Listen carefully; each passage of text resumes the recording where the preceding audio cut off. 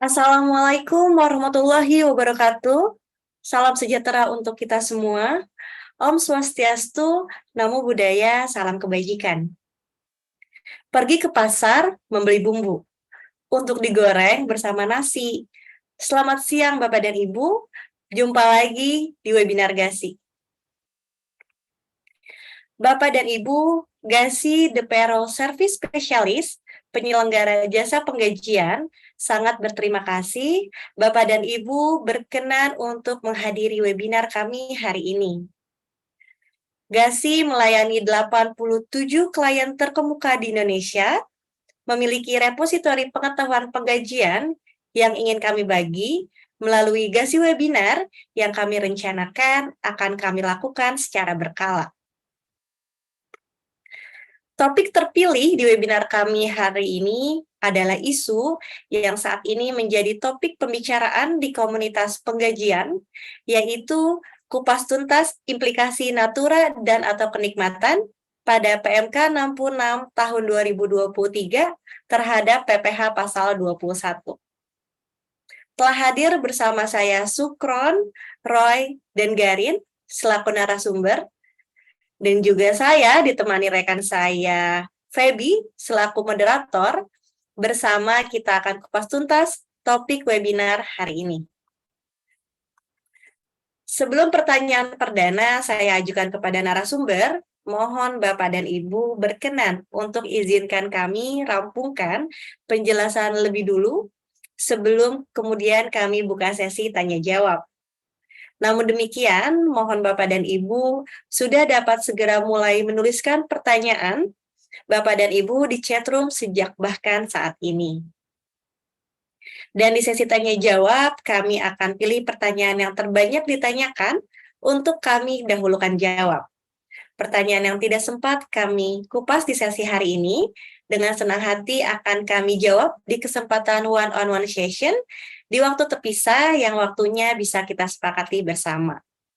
Jadi silakan Bapak dan Ibu tuliskan pertanyaan di chatroom. Lebih banyak pertanyaan akan jadi lebih mudah bagi kami memahami penjelasan yang paling Bapak dan Ibu butuhkan. Kami mohon izin mengingatkan juga Bapak dan Ibu bahwa kami akan memberikan sertifikat kehadiran bagi Bapak dan Ibu yang menghadiri webinar kami sekurang-kurangnya 1 jam. Jadi kami sangat amat berharap Bapak dan Ibu berkenan untuk terus mengikuti webinar kami hingga akhir. Baik, terkait topik webinar hari ini, pertama saya akan ajukan pertanyaan kepada narasumber Garin. Garin, webinar kali ini kita akan membahas mengenai implikasi natura dan atau kenikmatan pada PMK 66 tahun 2023 terhadap PPh pasal 21. Bisa Garin sampaikan apa sih perbedaannya untuk perlakuan pajak antara Undang-Undang 36 tahun 2008 dengan Undang-Undang Harmonisasi Perpajakan. Silakan Garin. Ya, terima kasih Ica. Jadi yang pertama itu Undang-Undang Nomor 36 Tahun 2008, di mana di situ disebutkan bahwa biaya natura itu tidak dapat dikurangkan bagi pemberi kerja dan juga bukan objek PPh bagi penerima. Biaya natura yang dapat dikurangkan itu hanyalah makanan dan minuman yang diberikan untuk seluruh pegawai, ataupun natura yang diberikan pada daerah tertentu. Kemudian natura yang diterima oleh bukan wajib pajak atau wajib pajak PPh final itu merupakan objek PPh. Sementara dalam Undang-Undang Harmonisasi Peraturan Perpajakan itu menyatakan bahwa natura juga dapat dibiayakan sepanjang memenuhi unsur 3M. 3M ini mendapat, menagih, serta memelihara penghasilan. Kemudian, natura yang bukan objek pajak bagi penerima itu meliputi makanan dan minuman bagi seluruh pegawai, natura di daerah tertentu, serta ada lagi tambahannya yakni natura karena keharusan pekerjaan, natura dari APBN ataupun APBD, kemudian yang terakhir itu adalah natura dengan jenis dan batasan tertentu. Jadi seperti itu Ica untuk perbedaannya dari Undang-Undang Nomor 36 Tahun 2008 serta UU HPP. Baik Ica. Baik, Garin. Jadi, Bapak dan Ibu, tadi Garin sudah menyampaikan perbedaannya antara Undang-Undang 36 tahun 2008 dengan Undang-Undang Harmonisasi Perpajakan. Yang pertama dilihat dari biaya natura ataupun kenikmatan yang sebelumnya tidak dapat dibiayakan, untuk saat ini dapat dibiayakan sepanjang terkait unsur 3M, yaitu mendapat, menagih, dan memelihara penghasilan. Adapun terkait dengan natura ataupun kenikmatan yang bukan merupakan objek pajak saat ini, yaitu adanya makanan atau minuman bagi seluruh pegawai, lalu juga ada natura di daerah tertentu, natura karena keharusan pekerjaan, natura dari APBN ataupun APBD, dan yang terakhir adalah natura dengan jenis dan batasan tertentu. Jadi itu perbedaannya Bapak Ibu. Baik, Garin, apa sih yang menjadi dasar hukum dan kerangka dalam pengaturan natura dan atau kenikmatan untuk saat ini? Silakan Garin. Iya, jadi untuk saat ini yang menjadi dasar hukum ataupun kerangka aturan dari natura ataupun kenikmatan ini, yaitu yang pertama Undang-Undang Harmonisasi Peraturan Perpajakan seperti yang tadi sudah saya singgung sebelumnya. Nah, dalam UHPP ini akan disebutkan bahwa akan diatur lebih dalam lagi pada peraturan pemerintah, di mana peraturan pemerintah yang dimaksud itu yakni PP nomor 55 tahun 2022. Di PP nomor 55 tahun 2022 ini akan dijelaskan lebih detail lagi dalam peraturan menteri. Nah, peraturan menteri nomor 66 tahun 2023 yang baru-baru ini saja keluar merupakan penjelasan lebih lanjut daripada peraturan-peraturan yang sudah ada sebelumnya. Karena di dalamnya itu terdapat batasan-batasan ataupun cara-cara penilaian dari natura dan kenikmatan. Kurang lebih seperti itu, Ica. Baik. Jadi, seperti yang sudah Garin sampaikan Bapak Ibu terkait dengan dasar hukum dan kerangkanya ini adalah dimulai dengan Undang-Undang Harmonisasi Perpajakan, lalu dilanjutkan dengan adanya Peraturan Pemerintah Nomor 55 Tahun 2022, di situ membahas terkait dengan tata cara penilaian. Lalu diatur kembali pada PMK 66 Tahun 2023 ini yang baru terbit. Di situ menjelaskan secara detail terkait dengan batasan dan cara penilaian atas natura ataupun kenikmatan. Baik, tadi Garin sudah menyampaikan terkait dengan perbedaan antara Undang-Undang Nomor 38 dengan Undang PMK 66, dan juga Garin sudah menyampaikan terkait dengan dasar hukum yang dapat dirujuk terkait dengan natura dan atau kenikmatan. Boleh Garin juga mengingatkan kami semua definisi dari natura dan atau kenikmatan, dan juga menginformasikan kapan sih terjadinya ataupun dikategorikannya penggantian dalam bentuk natura dan atau kenikmatan itu sendiri. Silakan Garin. Ya, jadi untuk penjelasannya yang pertama itu natura. Natura ini penggantian atau imbalan dalam bentuk barang selain uang yang dialihkan kepemilikannya dari pemberi kerja kepada penerima. Contohnya itu bisa saja rumah ex-dinas yang diberikan untuk pegawai ataupun mobil ex-dinas yang diberikan untuk karyawan. Kemudian kenikmatan itu merupakan fasilitas atau pelayanan yang bersumber dari aktiva pemberi yang disewa dan dibiayai pemberi untuk dimanfaatkan oleh penerima. Contohnya itu mobil dinas yang dipinjamkan kepada karyawan.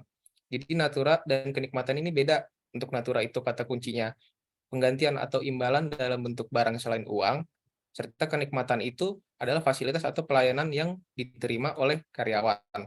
Nah, natura dan kenikmatan ini bisa terjadi apabila ada penggantian atau imbalan yang berhubungan dengan pekerjaan atau jasa. Itu, Ica. Baik, terima kasih Garin. Jadi Bapak dan Ibu terkait dengan dari definisi itu sendiri terlihat perbedaannya. Untuk natura adalah penggantian atau imbalan dalam bentuk barang selain uang. Dan untuk kenikmatan itu sendiri adalah fasilitas dan atau pelayanan. Ini bersumber dari aktiva pemberi atau pihak ketiga yang disewa dan atau dibiayai oleh pemberi untuk dimanfaatkan oleh penerima. Dan pasti bertanya-tanya, kapan terjadinya natura dan atau kenikmatan ini? Tadi Garin sudah sampaikan bahwa hal itu terjadi apabila terdapat penggantian ataupun imbalan sehubungan dengan pekerjaan ataupun jasa. Baik. Masih dengan Garin, namun sebelumnya saya ingin menyapa terlebih dahulu Bapak dan Ibu yang baru bergabung. Selamat datang. Bagi Bapak dan Ibu, mengingatkan kembali apabila sudah memiliki pertanyaan terkait dengan topik webinar hari ini, silakan Bapak dan Ibu dapat menuliskan pertanyaan di chat Zoom kami, dan kami akan kupas tuntas pertanyaan Bapak dan Ibu pada kesempatan tanya jawab di akhir sesi. Dan juga mengingatkan bagi Bapak dan Ibu bahwa kami akan memberikan sertifikat kehadiran bagi Bapak dan Ibu yang mengikuti webinar kami sekurang-kurangnya 1 jam. Jadi kami sangat berharap Bapak dan Ibu dapat mengikuti webinar kami hingga akhir. Baik, Garin, dari penjelasan sebelumnya terkait dengan natura dan kenikmatan yang merupakan objek pajak, pada PMK 66 tahun 2023 ini, apakah ada natura dan ataupun kenikmatan yang dikecualikan dari objek pajak? Silakan Garin. Ya, jadi menurut peraturan ini ada 5 poin penting yang dikecualikan dari natura, seperti yang bisa dilihat pada slide. Yang pertama itu ada bahan makanan, minuman ataupun bahan minuman yang diberikan bagi seluruh karyawan. Kemudian natura atau kenikmatan juga yang diberikan di daerah-daerah tertentu. Natura atau kenikmatan yang harus disediakan oleh pemberi kerja dalam pelaksanaan pekerjaan itu juga dikecualikan dalam natura. Kemudian natura yang bersumber dari biaya anggaran, baik itu anggaran negara, anggaran daerah, ataupun anggaran belanja desa, itu dikecualikan. Kemudian yang terakhir, natura dan atau kenikmatan dengan jenis-jenis ataupun batasan-batasan tertentu, yang nanti lebih lengkapnya akan dijelaskan oleh rekan-rekan saya lainnya. Baik, terima kasih Garin atas penjelasannya. Jadi terdapat 5 ya Garin kategorinya. Adanya yang dikecualikan makanan dan makanan dan minuman, dan juga tadi disampaikan natura dan atau kenikmatan yang memang disediakan di daerah tertentu, dan juga yang disediakan oleh pemberi kerja dalam pelaksanaan pekerjaan, lalu yang dibiayai oleh APBN, APBD, dan juga natura dan atau kenikmatan dengan batasan tertentu. Baik. Saya beralih terlebih dahulu, Garin, ke Roy. Roy, jika tadi Garin sampaikan bahwa yang dikecualikan dalam objek pajak itu adanya bahan makanan, bahan minuman, dan atau minuman bagi seluruh pegawai. Untuk penerapan naturanya itu sendiri seperti apa ya, Roy? Ya, baik Ica. Untuk penerapan natura makanan, bahan minuman, dan atau bagi seluruh pegawai terbagi menjadi 3. Yang pertama itu adalah makanan dan minuman yang disediakan oleh pemberi kerja di tempat kerja. Yang berikutnya, kupon makanan dan atau minuman bagi pegawai, bagian pemasaran, bagian transportasi, dan dinas luar lainnya.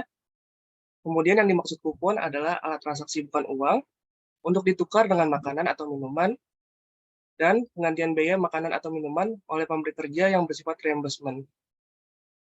Untuk ketentuannya, nilai kupon dikecualikan dari objek pajak adalah sebesar Rp2 juta per pegawai per bulan, atau sejumlah dengan pengeluaran makanan atau minuman di tempat kerja per pegawai per bulanan. Jika pengeluaran tersebut lebih besar dari Rp2 juta per pegawai per bulan, maka selisih lebih dari nilai kupon sebenarnya dikurang nilai kupon yang dikecualikan dari objek pajak penghasilan, menghasilkan objek pajak penghasilan.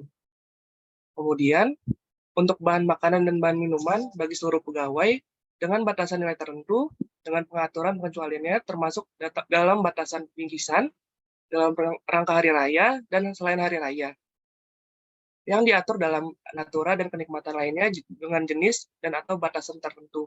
Seperti itu, Ica. Baik. Jadi Roy, untuk penerapan makanan dan minuman ini memang terbagi menjadi 3 ya. Adanya memang makanan dan minuman yang disediakan pemberi kerja di tempat kerja yang diberikan untuk seluruh pegawai, dan juga adanya bentuk kupon bagi pegawai yang memang dalam divisi seperti pemasaran ataupun yang tidak yang perlu bekerja di luar kantor, dan juga adanya konsep reimbursement. Namun Bapak dan Ibu perlu diingat bahwa nilai kupon ini yang dikecualikan dari objek PPH itu adalah Rp2 juta per pegawai per bulan, atau sejumlah pengeluaran makanan atau minuman di tempat kerja per pegawai per bulan. Jadi perlu dipahami juga ya Bapak Ibu bahwa terdapat batasan juga untuk nilai kupon yang diberikan kepada pegawai yang memang dikecualikan dari objek pajak.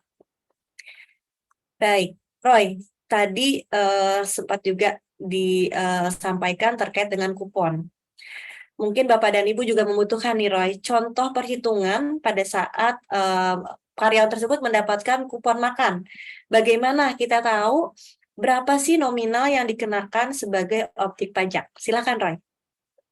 Ya, baik Ica. Berikut kami jelaskan contoh kasus penerapan kupon makanan atau minuman yang terdapat dalam PMK 66 tahun 2023. Yaitu PTBA memberikan makanan dan minuman kepada seluruh pegawainya di kantor dengan nilai Rp2.500.000 per pegawai per bulan. Nah, karena pegawai di divisi pemasaran sebagian besar waktu kerjanya berada di luar kantor, maka PTBA memutuskan untuk memberikan kupon makanan dan minuman sebagai penggantian dari makanan dan minuman yang sudah disediakan di kantor. Kupon tersebut dapat ditukarkan di rumah makan yang sudah ditunjuk oleh PTBA. Nilai kupon tersebut menilai Rp2.700.000 per pegawai per bulan. Nah, di sini dalam hal nilai kupon bagi divisi pemasaran yang dikecualikan dari objek pajak penghasilan tidak boleh melebihi dari nilai makanan dan minuman yang sudah diberikan dari PTBA, yaitu sebesar Rp2.500.000.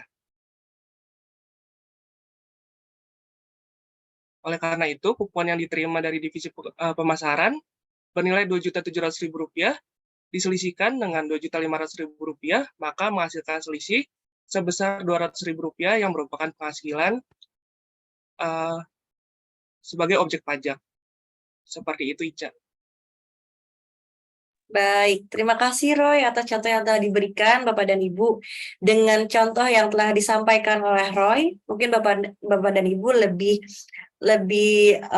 dapat melihat bagaimana tata cara kita mengetahui natura ataupun nilai kupon itu yang dikenai pajak penghasilan. Jadi dapat dilakukan nilai kupon yang diterima oleh pegawai dikurangi dengan nilai kupon yang memang sudah ditentukan, seperti adanya batasan ataupun sesuai dengan yang diberikan kepada dari perusahaan kepada pegawai.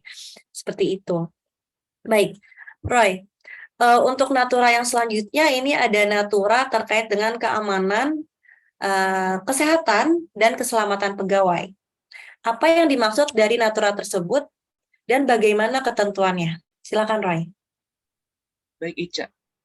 Untuk natura dan atau kenikmatan sehubungan dengan persyaratan mengenai keamanan, kesehatan, dan atau keselamatan pegawai yang diwajibkan oleh kementerian atau lembaga berdasarkan ketentuan peraturan perundang-undangan meliputi pakaian seragam, peralatan untuk keselamatan kerja, sarana antar jemput pegawai, penginapan untuk awak kapal dan sejenisnya, dan yang terakhir ini adalah natura dan atau kenikmatan yang diterima dalam rangka penanganan endemi, pandemi, atau bencana nasional. Seperti itu, Ica. Baik, jadi Bapak dan Ibu, apabila Bapak dan Ibu menyediakan terkait dengan adanya pakaian seragam, peralatan untuk keselamatan kerja, sarana antar jemput pegawai, penginapan untuk awak kapal, dan juga adanya natura dan atau kenikmatan yang memang diterima dalam rangka penanganan endemi, pandemi, atau bencana nasional, hal ini memang yang dikecualikan pada natura dan ataupun kenikmatan. Dan hal ini juga memang sudah diatur ataupun diwajibkan oleh kementerian ataupun lembaga berdasarkan ketentuan peraturan perundang-undangan. Baik. Di dalam PMK ini juga memang dijelaskan terkait dengan natura dalam batasan tertentu. Mungkin Roy bisa sampaikan kepada kami semua dan dijelaskan terkait dengan ketentuan natura dalam batasan tertentu dan juga dengan jenis dan batasannya. Silakan Roy. Ya, baik Ica. Sini natura dan atau kenikmatan dengan jenis dan atau batasan tertentu merupakan jenis-jenis natura dan atau kenikmatan terperinci disertai dengan batasannya atau negative list. Di sini batasan dapat berupa kriteria penerimaan dan atau nilai untuk natura atau kriteria penerima nilai dan atau fungsi untuk kenikmatan. Nah, untuk selisih lebih didapat dari nilai natura atau kenikmatan yang diterima dikurang dengan batasan berupa nilai tertentu, maka menghasilkan objek pajak penghasilan. Nah, kemudian pada slide selanjutnya adalah perincian natura dan atau kenikmatan dengan batasan. Di sini ada bingkisan dari pemberi kerja, antara lain berbentuk bahan makanan, bahan minuman, makanan dan atau minuman dalam rangka hari besar keagamaan meliputi Hari Raya Idul Fitri, Hari Raya Natal, Hari Suci Nyepi, Hari Raya Waisak, atau Tahun Baru Imlek. Di sini dengan batasan diterima atau diperoleh oleh seluruh pegawai. Lalu yang kedua ada bingkisan dari pemberi kerja yang diberikan selain dalam rangka hari raya keagamaan.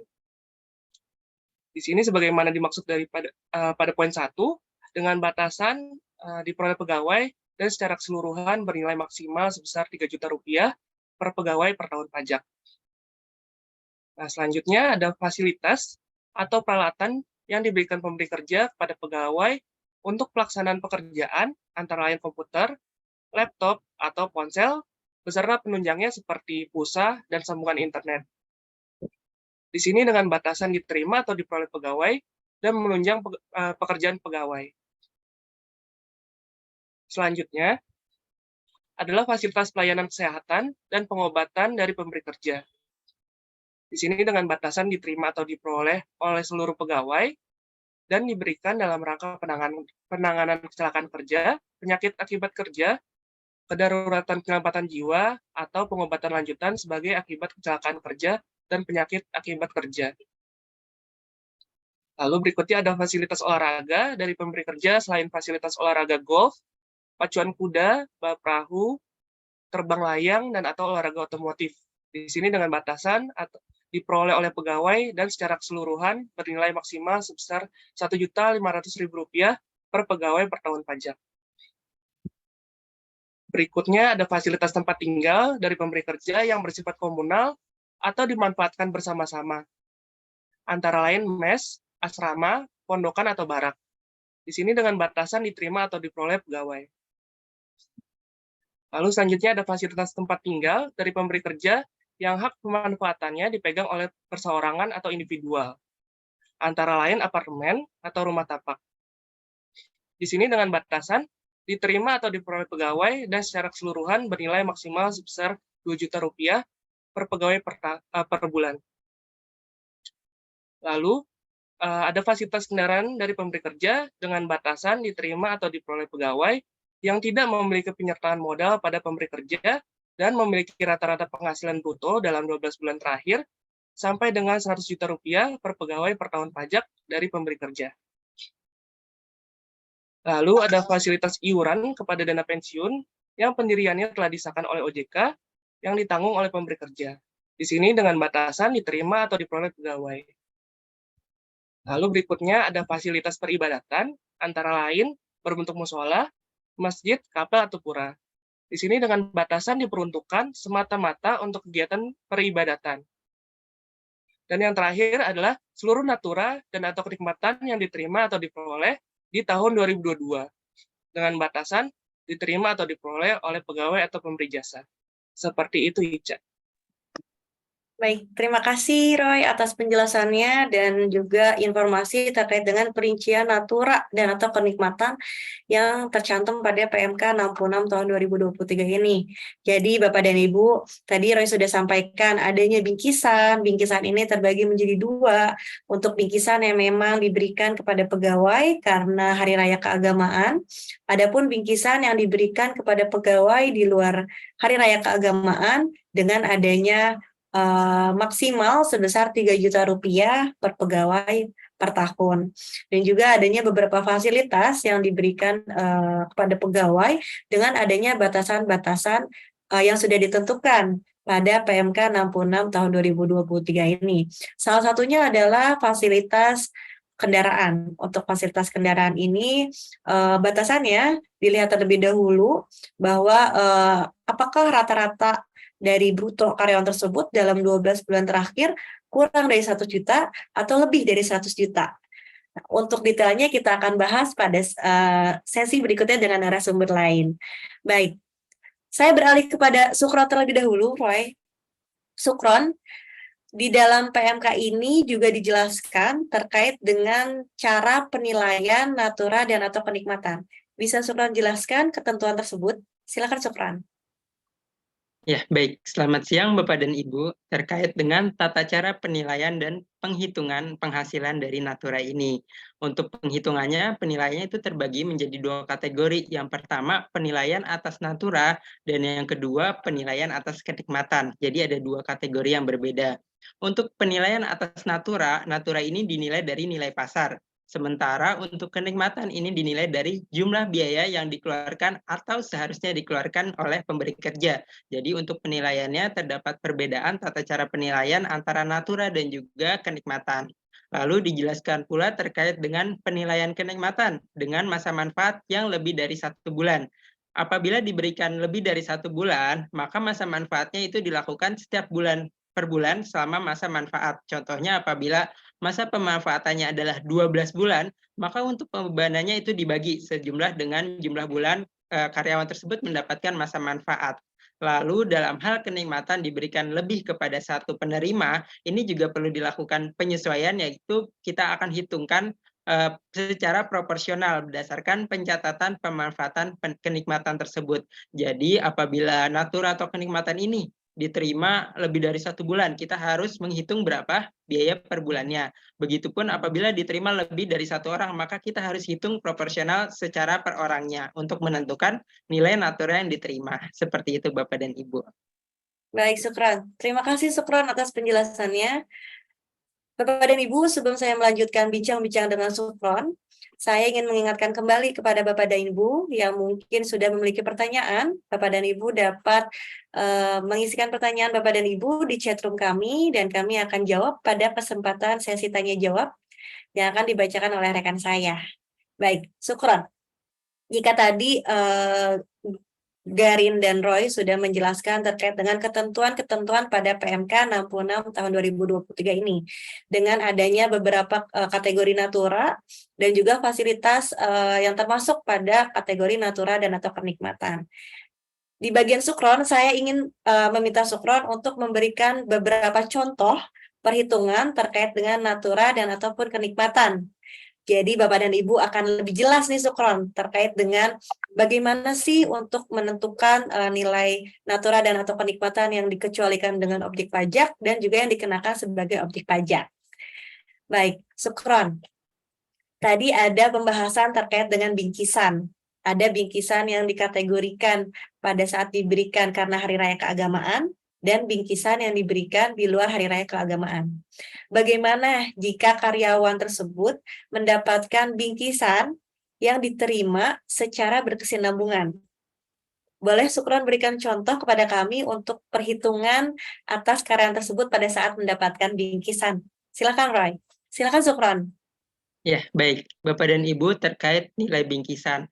Untuk bingkisan ini termasuk ke dalam natura yang terdapat batasannya. Pertama, kita perlu kategorikan dahulu, bingkisan ini berkaitan dengan hari raya keagamaan atau tidak. Jika berkaitan dengan hari raya keagamaan, maka nilainya dikecualikan dari objek pajak. Sementara jika di luar hari raya keagamaan, itu kita perlu menghitung secara batasannya, karena terdapat nilai batasan sebesar Rp3.000.000 per tahun. Jadi nilainya ini diberikan batasan Rp3.000.000 per tahun. Contohnya apabila karyawan ini di bulan Februari menerima bingkisan, namun dalam hari raya keagamaan tahun baru Imlek, lalu di bulan Maret mendapatkan bingkisan kembali di luar hari raya keagamaan, begitu pula di bulan Juni mendapatkan bingkisan sebuah televisi, dan di bulan Agustus mendapatkan bingkisan kembali sebuah oven. Maka bagaimana cara kita untuk menilai berapa sih nilai bingkisan yang menjadi objek pajak dan juga berapa nilai bingkisan yang dikecualikan dari objek pajak? Bisa kita lanjut ke slide berikutnya. Untuk di bulan Februari, karena bingkisan ini berkaitan dengan hari raya keagamaan, maka untuk nilai yang dijadikan sebagai objek pajak adalah 0. Jadi seluruhnya itu dikecualikan, tidak dihitung pajak. Namun di bulan Maret ketika karyawan tersebut mendapatkan bingkisan Rp1.000.000, Rp1.000.000 ini kita perlu hitung dari batasannya sejumlah 3 juta. Karena masih di bawah nilai batasan ketika di bulan Maret, nilai bingkisan yang dijadikan objek pajak adalah Rp0. Lalu di bulan Juni, karyawan tersebut mendapatkan bingkisan Rp4.000.000. Karena sifatnya adalah akumulasi, maka perlu kita akumulasikan berapa nilai bingkisan di bulan Juni dan di bulan Maret. Total akumulasi adalah Rp5.000.000. Di sini nilai bingkisannya itu sudah lebih dari batasan yang diberikan, yaitu Rp3.000.000. Maka di bulan Juni, nilai bingkisan yang dijadikan sebagai objek pajak adalah Rp2.000.000. Ketika di bulan Agustus mendapatkan bingkisan kembali, ini kita akumulasikan lagi. Karena nilainya sudah melebihi batasan, maka nilai bingkisan ini seluruhnya kita jadikan sebagai objek PPH. Seperti itu Bapak dan Ibu terkait dengan penilaiannya. Jadi poin utamanya kita perlu lihat dulu bingkisannya ini berkaitankah dengan hari raya keagamaan atau tidak. Jika tidak berkaitan, kita juga perlu lihat akumulasi dari nilai bingkisan. Apakah sebelumnya sudah pernah mendapatkan bingkisan dan berapa batasannya. Karena jika sudah lebih dari nilai batasan tersebut, selisihnya akan kita jadikan sebagai objek pajak. Seperti itu Bapak dan Ibu. Baik, terima kasih Sukron atas contoh yang telah diberikan. Dengan adanya contoh ini mungkin Bapak dan Ibu lebih jelas untuk penentuan terkait dengan natura dan atau penikmatan ini yang bersifatnya bingkisan. Jadi tidak perlu khawatir Bapak dan Ibu pada saat memberikan bingkisan kepada karyawan dilihat terlebih dahulu bingkisan tersebut dikategorikan yang diberikan pada saat hari raya atau bukan. Jadi di situ dapat dilihat juga pada saat hari raya diberikannya itu tidak dijadikan sebagai objek pajak, dan untuk selain hari raya itu dapat diperhitungkan dan dilihat sudah berapa yang diberikan dalam per tahun. Seperti itu ya Sukron. Baik, Sukron. Jika tadi Sukron memberikan contoh untuk perhitungan terkait bingkisan. Nah, contoh yang selanjutnya saya ingin Sukron memberikan tata cara perhitungan terkait dengan fasilitas kendaraan yang mungkin Bapak dan Ibu ini banyak ditanyakan terkait dengan fasilitas kendaraan, bagaimana perhitungannya, bagaimana ketentuannya. Jika tadi disampaikan oleh Roy bahwa ada batasannya terkait dengan fasilitas kendaraan. Nah, coba Sukron berikan contoh perhitungan atas natura fasilitas kendaraan tersebut. Silakan Sukron. Ya, baik Bapak dan Ibu, terkait dengan natura atas fasilitas kendaraan. Jadi seperti yang kita ketahui dalam PMK ini, untuk natura atas fasilitas kendaraan itu terdapat batasannya. Batasan yang pertama adalah karyawan tersebut tidak memiliki penyertaan modal di perusahaan tersebut. Batasan yang kedua adalah penghasilan rata-rata dalam 12 bulan tidak melebihi dari 100 juta rupiah. Jadi dua syarat ini harus terpenuhi. Jika salah satunya tidak terpenuhi, maka atas nilai fasilitas kendaraan tersebut seluruhnya dijadikan sebagai objek pajak. Contohnya di sini apabila ada karyawan, Tuan JD ini merupakan manajer dan karyawan ini mendapatkan fasilitas kendaraan ya dari perusahaan, maka apa yang perlu kita lakukan untuk menghitung apakah fasilitas kendaraan ini dijadikan sebagai objek pajak atau dikecualikan. Yang pertama kita lihat terlebih dahulu apakah Tuan JD ini memiliki penyertaan modal di perusahaan. Jika tidak, maka kita lanjut ke persyaratan yang kedua, dari rata-rata penghasilan bruto selama 12 bulan terakhir. Di sini untuk bulan Januari 2025 nilai fasilitas kendaraan di sini 20 juta rupiah dan selain fasilitas kendaraan adalah 80 juta rupiah. Maka yang kita lakukan adalah menghitung rata-rata selama 12 bulan terakhir termasuk bulan Januari 2025-nya ini. Jika nilai rata-rata di contoh ini adalah 95 juta rupiah. Lalu ketika bulan Februari, langkah yang sama kita lakukan. Kita hitung juga rata-rata selama 12 bulan terakhir termasuk ditambahkan nilai yang didapatkan di bulan Februari. Begitupun di bulan Maret 2025. Nah, dari contoh ini kita akan tentukan apakah rata-ratanya itu sudah lebih dari 100 juta rupiah atau tidak. Bisa kita ke slide berikutnya. Baik, dalam hal yang pertama tahun 2025 ini nilai fasilitas kendaraan 20 juta, namun kita lihat di sini rata-ratanya tadi masih 95 juta rupiah di bawah 100 juta rupiah. Maka atas nilai fasilitas kendaraan 20 juta rupiah ketika perhitungan pajak bulan Januari itu dikecualikan dari objek pajak. Sementara untuk bulan Februari dan bulan Maret karena rata-rata penghasilan brutonya dia sudah melebihi 100 juta rupiah, maka untuk nilai bulan Februari dan Maret fasilitas kendaraannya itu seluruhnya dijadikan sebagai objek pajak. Jadi yang perlu diperhatikan di sini ketika mendapatkan fasilitas kendaraan kita harus mengecek apakah karyawan tersebut memiliki penyertaan modal atau tidak. Lalu syarat yang kedua kita lihat apakah rata-ratanya sudah lebih dari 100 juta rupiah atau belum. Seperti itu Bapak dan Ibu. Baik, Sukron. Terima kasih, Sukron. Jadi, Sukron terkait dengan fasilitas kendaraan ini memang terlebih dahulu ya, Sukron, kita melihat apakah memiliki penyertaan modal, dan juga yang kedua terkait dengan penghasilan bruto rata-rata 12 bulan terakhir. Seperti itu ya, Sukron ya? Ya, betul. Baik. Sukron, masih di contoh perhitungan. Bisa juga Sukron coba berikan kepada kami, dan juga mungkin Bapak dan Ibu berharap Sukron dapat memberikan contoh terkait dengan natura atas imbalan jasa Misalnya seperti hubungan jasa antar wajib pajak ataupun imbalan atas suatu pekerjaan. Silakan Sukron. Ya, baik Bapak dan Ibu. Jadi natura di sini di PMK 66 tidak hanya berlaku bagi karyawan saja. Apabila ada di luar karyawan yang mendapatkan fasilitas atau mendapatkan natura, itu perlu dihitungkan perhitungan pajaknya. Contohnya apabila perusahaan kosmetik ini menandatangani kontrak dengan seseorang untuk menjadi bintang iklan. Dan di dalam kontraknya disebutkan bahwa bintang iklan tersebut akan mendapatkan paket alat-alat kosmetik. Nah, atas penyerahan tersebut, paket alat-alat kosmetik, hal ini merupakan ke dalam kategori natura karena karyawan tersebut bukan pegawai tersebut menerima barang yang bukan uang, sehingga harus kita hitungkan berapa sih nilai dari alat-alat kosmetik tersebut. Jika perusahaan telah menetapkan bahwa harga penjualan alat kosmetik itu adalah 10 juta rupiah, maka nilai 10 juta rupiah ini yang dijadikan sebagai objek pajak natura. Seperti itu Bapak dan Ibu. Baik, Sukron. Terima kasih atas penjelasannya, Sukron. Ke natura berikutnya, terkait dengan fasilitas tempat tinggal atau sewa apartemen. Nah, bagaimana jika karyawan mendapatkan fasilitas tersebut dengan yang kita ketahui bahwa masih terdapat batasan juga ya, Sukron, untuk tempat tinggal ataupun ini. Boleh berikan contoh pada saat karyawan mendapatkan fasilitas tersebut, lalu seperti apa batasannya dan berapa yang dijadikan sebagai objek pajak? Silakan, Sukron. Terkait dengan fasilitas tempat tinggal dan apartemen, ini termasuk dalam kategori natura yang memiliki batasan tertentu. Batasannya apa? Batasannya adalah 2 juta rupiah per bulan. Lalu sebelum kita hitung, kita perlu perhatikan bahwa dalam penilaian fasilitas ini bukan hanya biaya sewa apartemennya saja, namun seluruh biaya-biaya yang berkaitan dengan hal tersebut. Contohnya apabila biaya sewa apartemen adalah 50 juta rupiah, lalu perusahaan juga membayarkan biaya lainnya seperti biaya pemeliharaan lingkungan, biaya utilitas seperti listrik, air, dan juga internet, maka seluruh biaya-biaya tersebut yang akan kita totalkan dan kita bebankan menjadi pengeluaran atas menjadi objek pajak natura.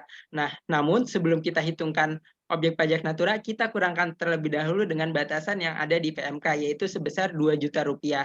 Sehingga dari contoh ini bisa kita ambil kesimpulan bahwa yang menjadi objek pajaknya itu adalah selisihnya saja dari total biaya 75 juta dikurangkan batasan 2 juta rupiah, sehingga yang menjadi objek pajak adalah 73 juta rupiah. Seperti itu Bapak dan Ibu. Baik.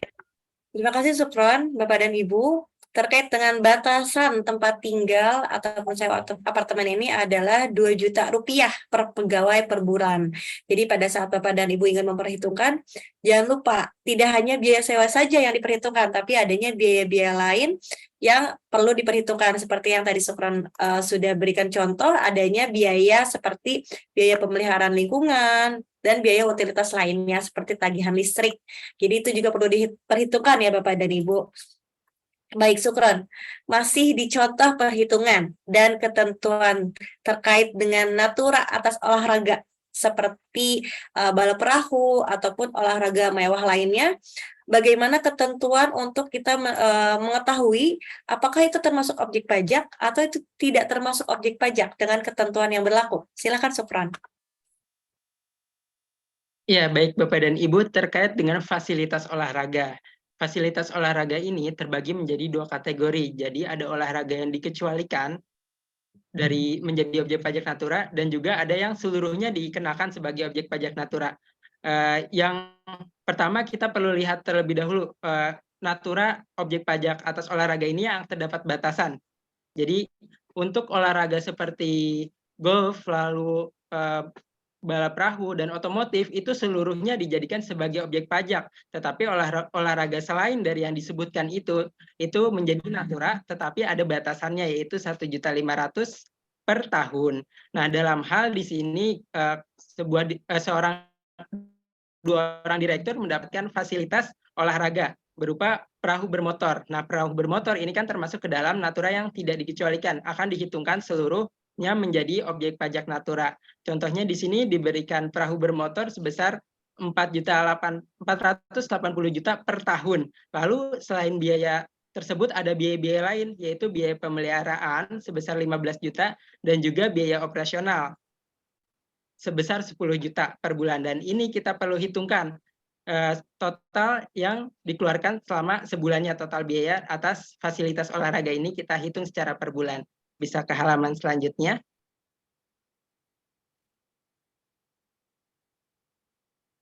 Baik, atas perahu bermotor itu biaya penyusutannya kita bagi, karena tadi kan biayanya selama setahun, maka biayanya kita bagi 12 menjadi 40 juta rupiah per bulan untuk biaya penyusutan dari perahu bermotor tersebut. Lalu ada biaya lain, yaitu biaya pemeliharaan 15 juta dan biaya operasional lainnya 10 juta. Maka total biaya yang dikeluarkan oleh perusahaan untuk memberikan fasilitas olahraga kepada dua direktur ini adalah 65 juta rupiah. Nah, untuk menghitung berapa sih fasilitas yang diterima oleh dua direktur ini, maka kita akan hitung secara proporsional. Untuk direktur LA, karena karyawan tersebut menggunakan fasilitas ini 10 hari, dan direktur LB di sini menggunakan fasilitasnya 15 hari, kita akan hitung proporsional per masing-masing direktur ini. Untuk direktur LA, maka 10 per 10 tambah 15, ini adalah total dari hari yang digunakan. Lalu kita kalikan dengan total biaya. Begitupun untuk direktur LB, yaitu 15 hari per total hari, 10 ditambah 15 dikalikan jumlah total biaya. Sehingga kita bisa mengetahui berapa natura yang diterima oleh direktur LA sebesar 26 juta dan juga berapa natura yang diterima oleh direktur LB sebesar 39 juta. Jadi Bapak dan Ibu dalam menghitung fasilitas olahraga ini perlu kita lihat lagi. Fasilitas olahraganya ini masuk ke dalam kategori olahraga yang mana? Olahraga yang terdapat batasannya atau ke dalam fasilitas olahraga yang dikecualikan, jadi tidak ada seluruhnya dijadikan sebagai objek pajak natura. Dan juga kita perlu lihat terkait dengan fasilitas yang diterima ini, apakah diterima oleh satu orang saja atau misalnya diterima lebih dari satu orang. Jika lebih dari satu orang, maka kita perlu hitung secara proporsional. Seperti itu Bapak dan Ibu untuk perhitungan atas fasilitas olahraga. Baik, terima kasih Sukron. Jadi Bapak dan Ibu, fasilitas olahraga pun terdapat ketentuannya, seperti untuk olahraga yang memang tidak dikecualikan itu terdapat batasan, yaitu Rp1.500.000 per tahun. Jadi dapat dilihat lagi apakah olahraga tersebut dikecualikan dari objek pajak ataupun memang yang tidak dikecualikan. Baik, Bapak dan Ibu, jelang saya meminta Garin untuk memberikan rangkuman ringkas atas kesimpulan terkait dengan bincang-bincang kita hari ini. Mohon izin mengingatkan kembali kepada Bapak dan Ibu, tersisa beberapa menit untuk Bapak dan Ibu dapat menuliskan pertanyaan di chat room. Pertanyaan yang terbanyak ditanyakan akan kami prioritaskan untuk kami bedah bersama. Dan pertanyaan yang tidak sempat terjawab di sesi hari ini, dengan senang hati akan kami layani di kesempatan one-on-one session di waktu terpisah yang silakan kita sepakati bersama. Baik, Garin silakan dapat memberikan rangkuman dan kesimpulan atas bincang-bincang tips dan trik untuk penggajian hari ini. Silakan. Baik, Ica, terima kasih. Jadi Bapak Ibu semua, ada 5 kesimpulan yang bisa diambil dalam sesi webinar kita kali ini. Yang pertama itu penggantian atau imbalan yang sehubungan dengan pekerjaan atau jasa yang diperoleh dalam bentuk natura atau kenikmatan itu menjadi objek pajak. Nah, natura itu adalah penggantian atau imbalan yang diterima dalam bentuk barang selain uang. Sementara untuk kenikmatan itu adalah fasilitas atau pelayanan yang bersumber dari aktiva pemberi ataupun pihak ketiga yang bisa dimanfaatkan oleh si penerima. Kemudian, natura atau kenikmatan itu yang terjadi pada tahun 2023 itu sudah menjadi objek pajak. Nah, natura-natura itu ada juga yang dikecualikan dari objek pajak sesuai dengan penjelasan-penjelasan kami sebelumnya. Jadi, 5 poin tadi itu yang menjadi kesimpulan dalam sesi webinar kita kali ini. Terima kasih, Ica. Baik, terima kasih Garin atas rangkuman ringkas untuk bincang-bincang tips dan trik penggajian di topik webinar hari ini. Bapak dan Ibu, jelang saya meminta Feby untuk membacakan pertanyaan terpilih untuk kita bahas bersama. Silakan Feby. Baik, terima kasih Ica atas waktunya. Ya, selamat siang menjelang sore Bapak dan Ibu. Sebelumnya saya ucapkan terima kasih sekali lagi atas waktunya yang telah menghadiri sesi webinar kita hari ini. Oke, Langsung saja, saat ini kita memasuki sesi tanya jawab, dan di sini saya sudah merangkum beberapa pertanyaan dari Bapak dan Ibu yang akan kita kupas tuntas bersama. Oke, langsung saja ke pertanyaan pertama. Ini saya lihat dari Ibu Cila. Pertanyaannya adalah, bagaimana jika makanan dan minuman diberikan kepada beberapa karyawan saja, namun prosesnya tidak sama, ada yang reimburse karena lembur, dan ada juga yang memang diberikan karena jabatan. Apakah itu bisa dilakukan? Silakan teman-teman. Ya, terima kasih Mas Feby. Jadi, Ibu Cila, terkait pertanyaan yang sudah diberikan, bagaimana jika makanan dan minuman itu diberikan kepada beberapa karyawan, serta ada yang bisa direimburse karena lembur ataupun ada yang diberikan karena memang itu jabatan. Jadi terkait reimbursement uang makan ini memang dikenakan sebagai objek pajak natura, yakni objek pajak natura dengan batasan tertentu, karena memang diberikan hanya kepada orang-orang tertentu. Dan sesuai pada aturan PMK nomor 66, hanya dikecualikan apabila memang diberikan untuk seluruh karyawan. Seperti itu. Baik, terima kasih Garin atas jawaban yang telah diberikan. Ya, jadi Bapak dan Ibu tadi untuk makanan dan minuman itu dikenakan sebagai objek pajak natura dengan batasan tertentu yang tadi sudah dijelaskan pada sesi sebelumnya. Baik, saya lanjut ke pertanyaan berikutnya.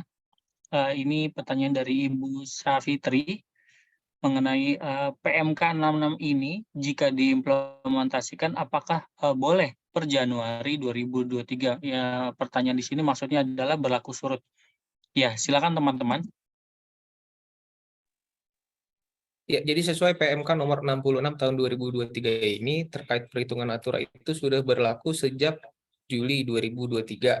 Nah, apabila perusahaan itu ingin menerapkan secara backdate gitu, jadi maksudnya itu dihitungkan dari Januari 2023, itu perlu dilakukan diskusi ataupun sosialisasi dengan karyawan karena memang nanti yang akan terdampak itu nanti adalah karyawan. Jika natura itu nanti akan diberikan dalam bentuk gross sehingga akan menjadi potensi adanya kurang bayar pajak. Seperti itu. Oke, baik. Terima kasih Garin atas jawabannya. Ya, Bapak dan Ibu, perlu adanya diskusi kepada karyawan jika memang ingin menerapkan dari bulan Januari 2023. Kenapa? Karena kalau memang yang diberikan adalah gross, maka nantinya untuk pajaknya itu akan dibebankan kepada karyawan. Seperti itu. Oke, saya lanjut ke pertanyaan berikutnya.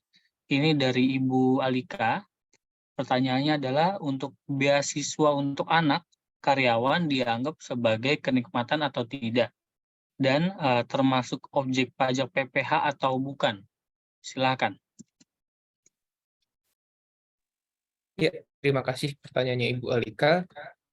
Jadi untuk beasiswa yang diberikan kepada anak dari karyawan tergolong kenikmatan atau tidak.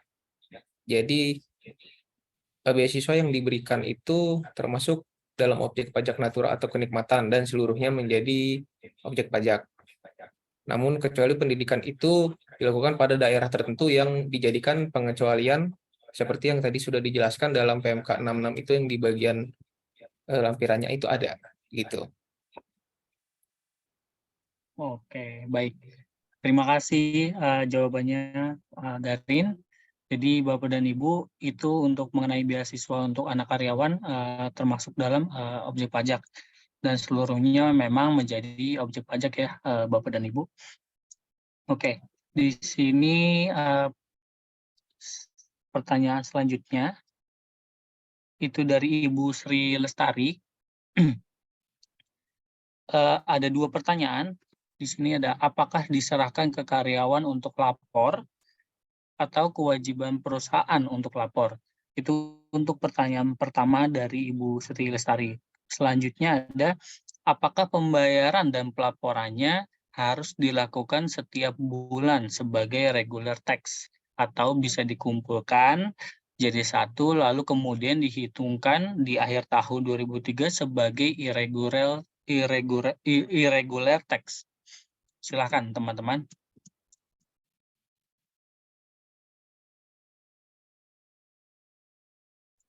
Baik, saya izin ulang pertanyaannya.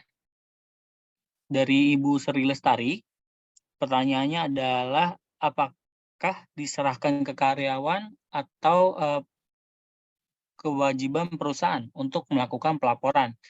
Itu untuk pertanyaan yang pertama. Kemudian untuk pertanyaan yang kedua adalah apakah pembayaran dan pelaporannya harus dilakukan setiap bulan sebagai regular tax atau bisa dikumpulkan menjadi satu dalam 1 tahun tersebut lalu dihitungkannya di akhir tahun dan dihitungkannya sebagai irregular tax. Silakan. Ya, baik. Jadi terkait dengan pertanyaan untuk Natura ya, yang diberikan Januari sampai Juni itu menjadi kewajiban siapa gitu ya. Jadi dalam PMK 66 ini diatur di pasal 24 itu penggantian atau imbalan sehubungan dengan pekerjaan atau jasa dalam bentuk natura dan atau kenikmatan yang diterima sejak Januari sampai dengan Juni yang belum dilakukan pemotongan pajak nanti wajib dihitung dan dibayar sendiri dan serta dilaporkan oleh penerima dalam surat pemberitahuan pajak penghasilan. Dalam artian, untuk natura yang diterima dari bulan Januari sampai bulan Juni ini menjadi kewajiban dari karyawan, masing-masing karyawan. Perusahaan itu tidak perlu melakukan pembetulan ulang dari bulan Januari sampai bulan Juni. Karena itu nanti akan dihitungkan kembali menjadi kewajiban dari karyawan sesuai dengan pasal 24 dari PMK 66 tahun 2023 ini. Lalu untuk pertanyaan berikutnya terkait dengan pembayaran dan pelaporannya, apakah harus dilakukan setiap bulan sebagai regular tax atau bisa dikumpulkan nanti aja setahun gitu sekali ketika di bulan Desember ya dilakukan sekali, itu bagaimana sudah dijelaskan juga di dalam pasal 2 ayat 4 dan juga di pasal 22. Untuk pengeluaran dari natura dan atau kenikmatan ini biaya penggantian atau imbalan yang masa manfaatnya lebih dari 1 tahun ini dibebankan melalui penyusutan atau amortisasi. Nah, untuk penilaian penggantian imbalan dalam bentuk kenikmatan yang lebih dari 1 bulan yang diberikan sehubungan dengan pekerjaan dilakukan setiap bulan selama masa pemanfaatan kenikmatan tersebut. Jadi Bapak dan Ibu, apabila ada natura atau kenikmatan yang masa manfaatnya lebih dari 1 bulan, ini kita perlu hitung rata-rata atau kita bagi jumlah bulannya untuk menentukan dari biaya masa manfaat natura per bulan. Seperti itu Bapak dan Ibu, semoga menjawab pertanyaan dari penanya tersebut. Ya, izin menambahkan Bang Sukron dan Mas Webi ya. Jadi selain yang tadi sudah disampaikan oleh Bang Sukron, mungkin untuk yang perlu diperhatikan juga oleh perusahaan atas BIK yang diberikan untuk Januari dan Juni tahun 2023, karena memang sesuai PMK 66 ini kan harus dilaporkan sendiri oleh karyawan begitu ya Bapak dan Ibu. Nah itu perlu diinfokan tuh Bapak dan Ibu ke karyawan untuk berapa sih nominal natura yang diterima oleh karyawan di bulan Januari sampai Juninya gitu. Jadi sebagai dasar juga untuk nanti karyawan laporkan di SPT tahunan orang pribadinya. Begitu Bapak dan Ibu. Itu tambahannya Mas Febi, silakan dapat dilanjutkan. Ya, baik. Terima kasih Sukron dan Arman atas jawabannya. Ya, Ibu Sri, kami harap jawabannya cukup jelas. Jadi untuk BIK dari Januari sampai Juni itu dikembalikan kepada karyawan, namun ada kalanya bahwa perusahaan memberikan informasi mengenai informasi natura yang telah diberikan kepada karyawan tersebut. Lalu kemudian nanti karyawan melaporkan kepada pajak pada saat dia lapor pajak pribadi. Seperti itu. Dan untuk BIK Juli dari Juli dan sampai dengan Desember itu perlu kita hitungkan masa manfaat dari naturanya. Kemudian nanti baru bisa dihitungkan secara bulanan. Seperti itu Bapak dan Ibu. Oke, saya lanjut ke pertanyaan berikutnya. Ini dari Paula Bombong. Pertanyaannya adalah bagaimana penerapan natura atau kenikmatan untuk karyawan yang berhenti di bulan Juli? Apakah perlu dilaporkan lagi PPh atas natura kenikmatan atau periode Januari sampai Juni 2023 tersebut? Yang PPh 21 ditanggung oleh perusahaan.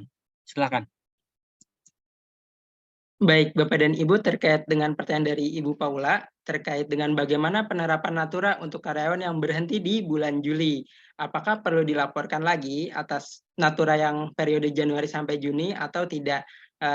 Sama seperti pembahasan sebelumnya, untuk Natura yang dia terima dari Januari sampai Juni itu tidak perlu dilakukan pembetulan, tidak perlu dilakukan apa-apa. Yang perlu kita perhatikan adalah ketika dia berhenti di bulan Juli ini, apakah perusahaan sudah menerapkan apabila karyawan tersebut di bulan Juli menerima Natura juga. Itu kan apabila sudah mulai dihitung sejak bulan Juli, maka cukup dihitung yang bulan Juli saja. Yang bulan Januari sampai Juni tidak perlu dihitung ulang, dan itu nanti akan dihitung ketika karyawan tersebut melaporkan pajak pribadinya. Jadi akan dihitung keseluruhannya dalam hal laporan SPT tahunan orang pribadi. Seperti itu Bapak dan Ibu.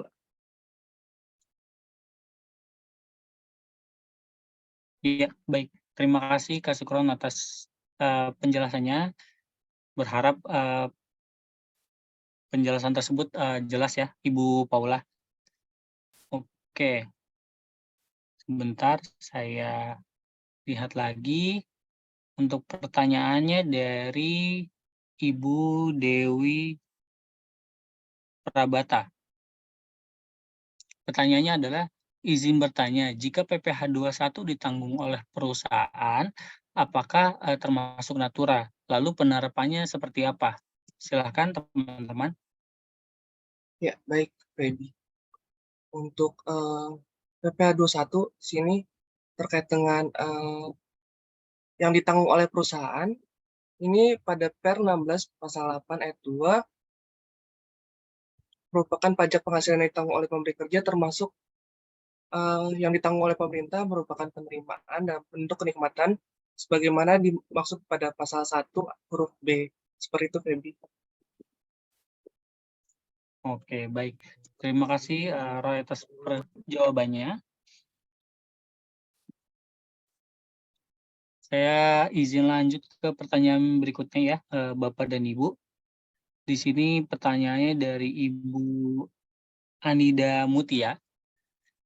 Izin bertanya, apabila perusahaan memberikan fasilitas asuransi swasta pribadi untuk karyawan plus keluarga yang iurannya ditanggung sepenuhnya oleh perusahaan, apakah akan menjadi objek PPh pasal 21? Silakan. Ya, baik, Feby. Ya, benar. Untuk asuransi swasta, ini yang iuran yang ditanggung oleh perusahaan masuk ke dalam objek pajak PPh pasal 21 pada bagian row 5. Di sini sebagai premi asuransi yang dibayarkan oleh pemberi kerja. Seperti itu, Feby.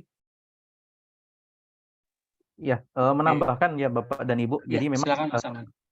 walaupun untuk sifatnya itu seperti mirip-mirip dengan fasilitas ya Bapak dan Ibu untuk premi asuransi ini, namun karena memang sudah didefinisikan gitu ya di dalam Per 16 PJ 2016 bahwa premi asuransi itu masuk dalam kategori penghasilan karyawan dan itu sudah disediakan barisnya sendiri gitu ya Bapak dan Ibu kalau di formulir 1721A1 yang kita terima setiap tahunnya, maka untuk premi asuransi yang dibayarkan oleh pemberi kerja ini kelompoknya dibedakan dengan Natura. Jadi dia masuk ke baris kelima, yaitu premi asuransi yang dibayarkan oleh pemberi kerja. Kalau Natura itu masuk ke baris ke-6 dari formulir bukti potong 1721A1 tahunan kita, Bapak dan Ibu. Silakan Mas Feby. Baik, terima kasih Roy dan Arman atas jawabannya. Jadi sudah jelas ya Bapak dan Ibu bahwa itu sudah dibedakan apabila preminya ini dibayarkan oleh perusahaan maka masuk ke row 5 pada formulir 1721A1 yang dimana berbeda dengan Natura atau kenikmatan itu masuk ke row A6. Seperti itu. Oke, Bapak dan Ibu, kita lanjut ke pertanyaan berikutnya. Penanyaannya dari Bapak Izki. Pertanyaannya adalah apakah ketentuannya berbeda untuk uang makan jika dibayarkan kepada karyawan yang lembur dan yang dibayarkan kepada karyawan yang dengan jabatan tertentu? Silakan.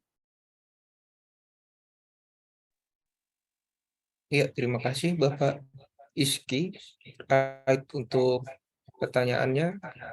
Ketentuannya apakah berbeda untuk uang makan yang diberikan pada karyawan lembur ataupun yang diberikan dengan jabatan tertentu, itu kurang lebih sama dengan pertanyaan yang sudah ditanyakan sebelumnya. Jadi untuk perhitungannya itu sama, masuk ke Natura yang dengan batasan tertentu. Jadi dikarenakan ini diberikan kepada orang tertentu, ya itu termasuk sebagai natura, kecuali diberikan untuk semuanya yang bisa dikecualikan dari perhitungan natura. Kurang lebihnya seperti itu, Sebi. Ya, baik. Terima kasih Garin atas jawabannya. Ya, Bapak dan Ibu, tadi sama dari yang sebelumnya bahwa jika memang uang makan diberikannya tidak secara keseluruhan atau tidak seluruh karyawan diberikan, maka tidak di luar dari pengecualian, maka akan dikenakan natura dan dengan batasan tertentu. Seperti itu, Bapak dan Ibu. Ya, izinkan saya kita bahas pertanyaan berikutnya. Ini dari Ibu Tiara. Pertanyaannya adalah, apakah pencatatan perusahaan untuk natura yang merupakan objek pajak dan natura yang dikecualikan dari objek pajak perlu dibuatkan akun dan salary komponen terpisah? Silakan, teman-teman. Ya, jadi kalau untuk pencatatan perusahaan itu dikembalikan lagi kepada perusahaan. Karena secara umum memang di jurnal itu nanti akan tercatat pengeluaran-pengeluaran dari perusahaan, sementara di PMK itu tidak secara langsung itu mengatur bahwa pelaporan dari pajak naturanya itu perlu dipisah dalam akun yang terpisah ataupun memang bisa digabungkan. Jadi dikembalikan lagi kepada perusahaan apakah memang itu pencatatannya diperlukan secara terpisah atau bisa digabungkan dengan yang lain. Seperti itu. Oke. Terima kasih Garin atas jawabannya. Ya Bapak dan Ibu, jadi jawabannya kita kembalikan lagi ke perusahaan masing-masing mengenai pencatatan jurnal dari perusahaan yang bersangkutan. Seperti itu. Oke, saya lanjut ke pertanyaan berikutnya. Ini masih ada beberapa pertanyaan. Pertanyaan dari Ibu Putri. Apakah komponen natura untuk pajaknya bisa dihitungkan sebagai penghasilan irregular? Silahkan, teman-teman. Oke, apakah komponen natura itu bisa dihitungkan sebagai penghasilan irregular? Jadi untuk jawabannya itu tidak bisa karena natura itu nanti tergolong dalam penghasilan reguler, sehingga nanti di bukti potong 1721A1 itu nanti akan masuk ke row 6 dari 20 row yang ada itu akan masuk ke row 6 yang merupakan penghasilan yang diterima dalam bentuk natura atau kenikmatan. Seperti itu. Baik, terima kasih Garin atas jawabannya. Ya, Bapak dan Ibu melihat bahwa natura ini sudah dikelompokkan pada formulir yang biasa kita terima setiap tahunnya, yaitu formulir 1721A1 yang dimana untuk natura ini masuk ke row 6. Yang kita ketahui bahwa untuk row 1 sampai dengan row 7 itu row 6, row 6 itu adalah penghasilan yang dihitungkan secara reguler. Nah, untuk row 7 itu penghasilan irreguler. Jadi untuk natura ini masuk ke kategori penghasilan reguler, seperti itu, Bapak dan Ibu. Oke,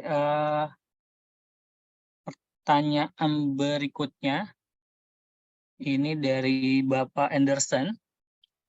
Selamat siang, Gasi. Terkait natura berupa rumah dan mobil dalam bentuk program ownership dengan memotong gaji karyawan, apakah termasuk sebagai objek pajak natura? Silahkan, teman-teman.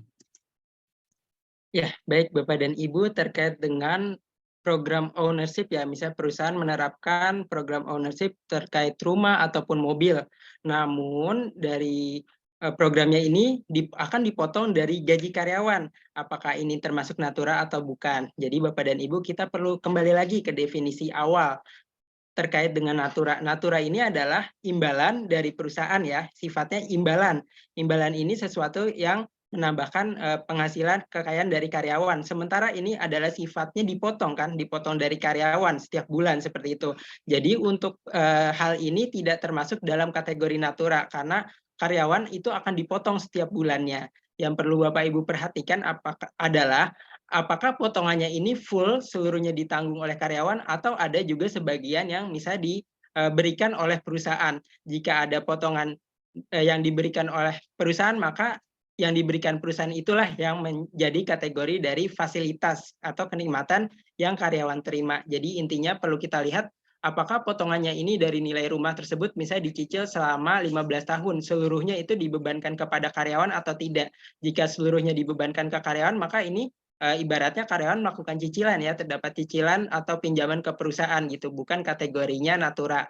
Namun apabila ada porsi yang diberikan perusahaan, nah porsi ini yang termasuk ke dalam fasilitas. Seperti itu Bapak dan Ibu. Ya, baik. Terima kasih Syukron atas jawabannya. Ya Bapak Anderson, jadi kita lihat kembali bahwa apakah kenikmatannya tersebut itu memotong gaji karyawan atau tidak, dan apakah yang dipotong itu full atau tidak. Maka jika full atau dibebankan ke karyawan, jadi artinya karyawan melakukan cicilan, maka itu tidak termasuk. Begitupun ketika ada penghasilan yang ditanggung oleh perusahaan, maka itu dihitungkan kembali seperti itu Bapak dan Ibu. Oke. Izin lanjut ke pertanyaan berikutnya. Pertanyaan berikutnya dari Bapak Malik. Pertanyaannya adalah apabila karyawan hanya memiliki saham 1 lembar, apakah itu menjadi tidak dapat pengecualian dalam fasilitas kendaraan? Silakan teman-teman. Ya, baik Bapak dan Ibu, karena dalam PMK 66 tahun 2023 tidak disebutkan berapa batasan minimal untuk penyertaan modal, sehingga berapapun saham atau penyertaan modal dimiliki menjadi batasannya, sehingga untuk kendaraan bermotor, untuk fasilitas mobil akan dikenakan pajak seluruhnya. Seperti itu, Bapak Ibu. Ya, baik. Terima kasih Roy atas penjelasannya. Ya Bapak dan Ibu, karena memang tidak dijelaskan ya bahwa batasan minimal saham yang dimiliki, maka berapapun saham itu akan dikenakan pajak seperti itu. Oke, lanjut ke pertanyaan berikutnya. Ini dari Ibu Aulina Nadik. Pertanyaannya adalah, apakah Natura ini bentuknya hanya barang?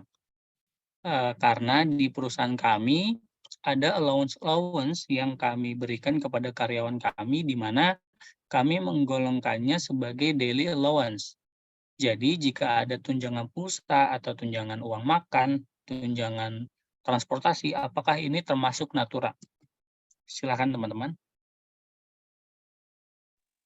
Ya, baik. Terima kasih atas pertanyaannya, Ibu Aulina. Jadi, untuk menjawab pertanyaan ini, kita bisa merujuk ke PP nomor 55, yang di dalamnya itu disebutkan bahwa yang dimaksud dengan imbalan dalam bentuk natura itu adalah dalam bentuk barang selain uang.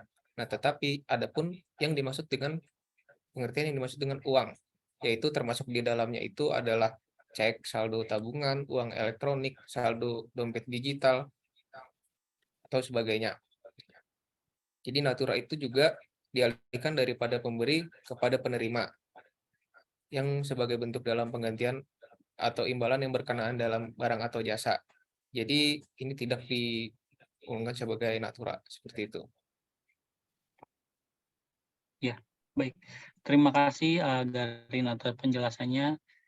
Ya Ibu Aulina, semoga bisa menjawab pertanyaan Ibu mengenai natura ini, apakah bentuknya hanya barang. Tadi sudah dijelaskan definisinya di PP 55 ya, Ibu Aulina. Oke, lanjut ke pertanyaan selanjutnya dari Ibu Winau Wulandingsih. Pertanyaannya adalah, kalau karyawan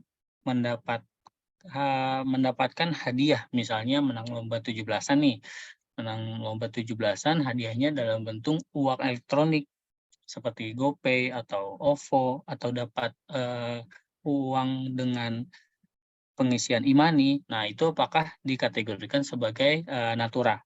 Silakan teman-teman. Ya, baik Bapak dan Ibu, seperti tadi yang sudah dijelaskan oleh Garin, pada PP pasal 55, di sini untuk natura adalah yang bukan uang. Jadi imbalan berbentuk selain uang.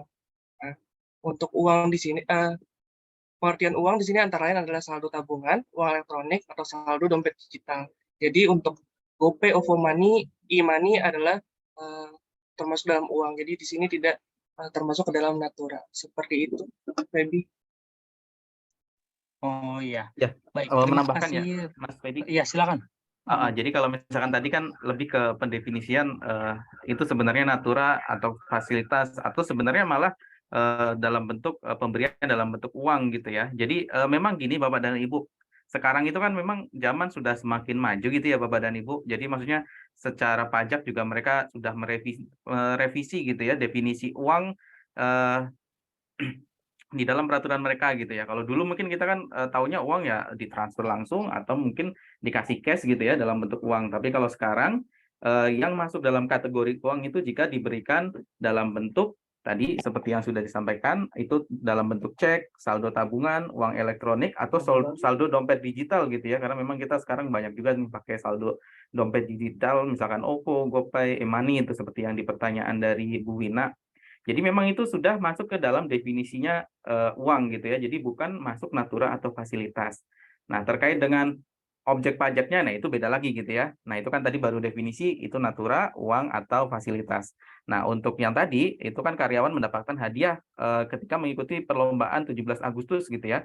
Nah, di sini kita bisa mengkategorikan hadiah yang diberikan karena memang ini kan artinya ada apa namanya di dalam undang-undang pajak sendiri itu kan untuk hadiah ada 2 jenis gitu ya Bapak dan Ibu, ada yang dikenakan tidak final masuknya ke peserta kegiatan atau yang masuknya final kalau untuk hadiah undian gitu. Nah karena ini ada istilahnya apa namanya lomba gitu ya, makanya itu masuk ke yang bagian peserta kegiatan begitu untuk pengenaan pajaknya Bapak dan Ibu. Jadi kita perlu pisahkan pada saat kita mendefinisikan dalam kaitannya natura atau bukan.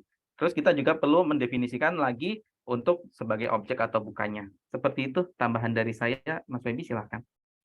Ya, terima kasih Arman dan juga Roy atas jawabannya.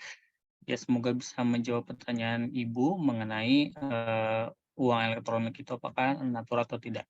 Karena memang pajak sudah melihat bahwa untuk uang elektronik atau dompet elektronik itu dikategorikan sebagai uang, seperti itu. Ya, saya lanjut ke pertanyaan berikutnya karena memang pembahasan natur yang sedang hangat. Jadi masih banyak pertanyaannya. Saya coba lanjut. Jadi di sini ada pertanyaan dari Ibu Winda Kurniawan. Hai Gasi Tim, untuk ekspat yang menyewa apartemen atau rumah kemudian reimburse ke perusahaan sesuai dengan plafonnya. Untuk perhitungan pajaknya apakah dikurangkan dengan 2 juta per bulan atau untuk objek pajaknya? Silakan teman-teman. Oke, baik, terima kasih Bu Indah atas pertanyaan yang diajukan. Jadi jawabannya itu benar ya Bu Indah sesuai dengan PMK 66 ini atau sesuai dengan contoh yang tadi sudah diterangkan oleh rekan saya Sukron bahwa untuk misalkan apartemen itu nanti ada batasannya yang diberikan yaitu sebesar 2 juta. Jadi misalkan karyawan itu diberikan fasilitas apartemen itu misalkan senilai 10 juta, jadi nanti akan dikurangkan dengan 2 juta. Kemudian nanti untuk nilai yang diperhitungkan sebagai nilai objek pajaknya itu adalah 8 juta untuk setiap bulannya. Seperti itu, Bu. Ya, baik. Terima kasih Darin atas jawabannya. Ya, semoga bisa menjawab pertanyaannya ya Ibu. Jadi sesuai dengan contoh tadi juga sudah dijelaskan di sesi sebelumnya, maka itu dapat dipotong bulanannya untuk menjadi objek pajak sesuai dengan PMK 66. Lanjut ke pertanyaan berikutnya ya, Bapak dan Ibu. Di sini ada pertanyaan dari Ika Vivi Anggraini. Selamat siang Tim Gasi, mengenai fasilitas mobil, yang dimana fasilitas mobil ini milik perusahaan, bukan dari rental, yang diberikan kepada karyawan, bagaimana menghitung objek pajaknya? Apakah amortisasinya diperhitungkan? Silakan teman-teman. Ya, baik Bapak dan Ibu terkait dengan fasilitas mobil Nah, untuk mobil ini kan seperti yang kita tahu ada penyusutannya ya, ada amortisasinya. Lalu bagaimana cara kita menghitung penilaiannya? Ini sesuai dengan pasal 2 ayat 4 untuk pengeluaran untuk biaya penggantian sebagaimana dimaksud yang mempunyai masa manfaat lebih dari 1 tahun dibebankan melalui penyusutan atau amortisasi sesuai dengan ketentuan peraturan perundang-undangan. Jadi kita perlu lihat terlebih dahulu di peraturan ini untuk mobil ini masa manfaatnya selama berapa tahun. Setelah itu tinggal kita bagi masa manfaatnya ini per bulan untuk menentukan biaya yang dikeluarkan fasilitasnya itu per bulan ke karyawan. Lalu untuk menghitungnya selain amortisasi juga karena ini bentuknya fasilitas adalah seluruh biaya-biaya yang dikeluarkan. Jadi kalau perusahaan juga memberikan terdapat untuk uang bensin, lalu ada tol, lalu ada supir taksinya juga, biaya supir taksinya, ini perlu diperhitungkan ke dalam objek pajak natura seperti itu. Namun kita perlu lihat lagi nih, karyawan yang mendapatkan fasilitas mobil ini, kita lihat lagi tadi syaratnya adalah apakah karyawan ini memiliki penyertaan modal di perusahaan atau tidak. Lalu yang kedua, apakah brutonya sudah lebih dari 100 juta atau tidak. Jika dua hal ini tidak memenuhi, maka seluruhnya dijadikan objek pajak. Namun jika misalnya gajinya masih di bawah 100 juta dan tidak ada penyertaan modal, maka atas fasilitas ini meskipun tadi sudah kita hitung tidak dihitung objek pajak karena termasuk ke dalam natura yang dikecualikan. Seperti itu Bapak dan Ibu.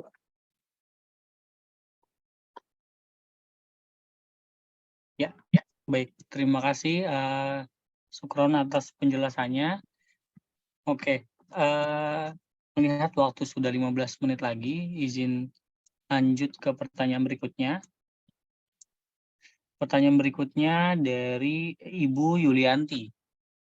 Hai Gasi Tim, izin bertanya terkait nilai fasilitas kendaraan yang menjadi objek pajak natura.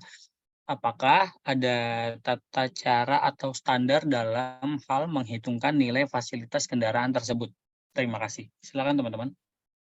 Ya, baik Ibu Yulianti. Jadi ini pertanyaannya menyambungkan ya dari pertanyaan sebelumnya.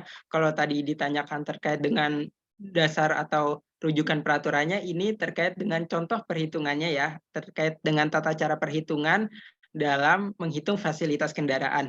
Jadi di dalam PMK 66 tahun 2023 ini sudah dicontohkan juga di bagian J contoh keempat, yaitu rata-rata penghasilan bruto dalam 12 bulan terakhir termasuk di bulan berjalan. Ini yang kita akan perhitungkan. Jadi untuk contohnya ini sudah ada contohnya juga Ibu Yulianti terkait dengan bagaimana sih cara menghitung fasilitas kendaraan ini, baik yang lebih di atas 100 juta maupun yang masih di bawah 100 juta rupiah rata-ratanya. Jadi kita perlu hitungkan rata-rata penghasilan brutonya ini kunci utamanya dalam kita menghitung berapa sih fasilitas kendaraan ini dijadikan objek pajak atau dikecualikan. Seperti itu. Ya, baik. Terima kasih Sukron atas jawabannya. Saya lanjut ke pertanyaan berikutnya ya, Bapak dan Ibu. Di sini pertanyaannya dari Ibu Diana. Pertanyaannya adalah, kalau misalnya karyawan mendapatkan hadiah pernikahan dalam bentuk uang tanpa perlu klaim reimburse. Jadi karyawan yang bersangkutan hanya submit kopi surat nikah. Kemudian perusahaan transfer uangnya. Nah, ini apakah dikategorikan sebagai natura atau bukan? Silakan teman-teman. Baik Bapak dan Ibu, untuk hadiah pernikahan di sini termasuk ke dalam fasilitas yang diterima karyawan tanpa mempertimbangkan apakah harus submit terlebih dahulu atau tidak. Jadi di sini termasuk ke fasilitas seperti itu, Feby. Oh ya, oke, baik. Terima kasih Roy atas jawabannya. Ya Bapak dan Ibu, jadi mengenai fasilitas hadiah pernikahan itu dikategorikan sebagai natura, walaupun memang karyawan tersebut submit mengenai surat kopi dari pernikahannya atau tidak, seperti itu. Saya izin lanjut ke pertanyaan berikutnya. Pertanyaannya adalah dari Bapak Ian. Untuk perhitungan pemberian tempat tinggal, apakah perhitungannya langsung atas sewa setahun atau perhitungan dihitungkan secara bulanan? Dan bagaimana cara berhitungnya? Ini sebelumnya mungkin sudah pernah dijawab, tapi boleh biar semuanya jelas. Silakan teman-teman. Baik, Bapak dan Ibu, untuk perhitungan pemberian tempat tinggal, apakah perhitungannya langsung atas sewa setahun atau dihitungkan bulanan? Jadi untuk tempat tinggal ini dibagi masa manfaatnya. Di sini kalau misalkan sewanya selama 1 tahun, maka harus dibagi dengan 12 bulan untuk menghitung natura di bulan tersebut. Seperti itu, Feby. Oke, baik. Terima kasih Roy atas jawabannya. Jadi manfaatnya ini kita perhatikan dulu ya Bapak dan Ibu, dari ketika sewanya tersebut bisa atau 6 bulan atau 6 bulan saja gitu ya. Jadi maka untuk masa manfaatnya itu dibagi dengan 6 sesuai dengan sewa dari tempat tinggal tersebut. Oke, lanjut ke pertanyaan berikutnya dari Bapak Ahmad. Nah, pertanyaan di sini, apabila karyawan ekspat namun status pajaknya sudah memiliki NPWP, apakah pada saat karyawan tersebut mendapatkan fasilitas kendaraan dan penghasilannya lebih dari 100 juta, apakah tetap dikecualikan sebagai objek pajak atau tidak? Silakan teman-teman. Baik, Bapak dan Ibu, apabila karyawan ekspat namun statusnya sudah memiliki NPWP, kemudian karyawan tersebut mendapat fasilitas kendaraan dan penghasilan lebih dari 100 juta, itu tetap dikenakan pajak natura, karena di sini karyawan ekspat sudah memiliki NPWP, maka nanti melakukan pajaknya sama seperti wajib pajak dalam negeri. Seperti itu, Feby. Ya, terima kasih Roy atas penjelasannya. Bapak dan Ibu, yang mengenai ekspat ini kita lihat kembali apakah ekspat ini masuk ke dalam kategori wajib pajak dalam negeri atau wajib pajak luar negeri. Namun ketika memang karyawan ekspat tersebut sudah memiliki NPWP yang dimana karyawan tersebut dianggap sebagai wajib pajak dalam negeri, maka untuk perlakuannya itu sama ketika karyawan lokal yang mendapatkan fasilitas kendaraan. Jadi perhitungannya sama dan dikenakan seperti itu, termasuk dalam wajib pajak. Oke, lanjut ke pertanyaan berikutnya. Nah, di sini ada pertanyaan yang kurang lebih sama. Pertanyaannya dari Ibu Firda Devi Aulia. Nah, izin bertanya, apakah hotel, kemudian tiket pesawat, makan, biaya sewa driver pada saat perjalanan dinas, apakah tetap dikategorikan sebagai BK? Walaupun di jurnal sudah dikategorikan dengan nama komponen perjalanan dinas. Nah, di sini juga ada pertanyaan dari Ibu Natasha Rider. Selamat siang, izin bertanya, untuk biaya yang dikeluarkan oleh perusahaan untuk staf yang bekerja di remote area, seperti biaya tiket pesawat, makan, dan lain-lain, itu apakah termasuk natura? Nah, ini kurang lebih sama pertanyaannya. Silakan teman-teman. Iya, baik.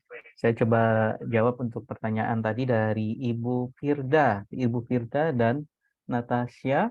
Jadi pertanyaannya ini hampir sama ya dari Ibu Firda, itu untuk hotel, tiket pesawat, kemudian makan, biaya sewa driver pada saat perjalanan dinas, apakah tetap dikategorikan sebagai BIK?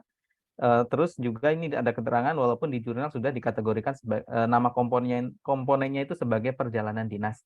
Jadi Bapak dan Ibu, untuk perjalanan dinas pada dasarnya itu kan